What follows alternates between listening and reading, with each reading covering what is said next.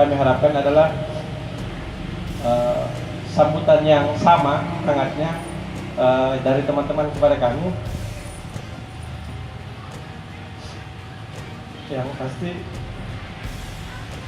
kami terima kasih.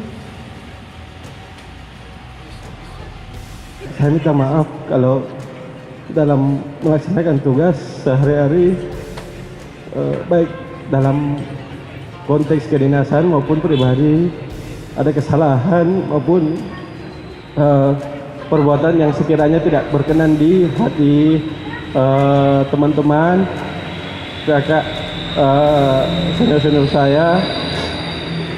Kemudian yang saya cinta, yang saya banggakan, teman-teman di Pidum,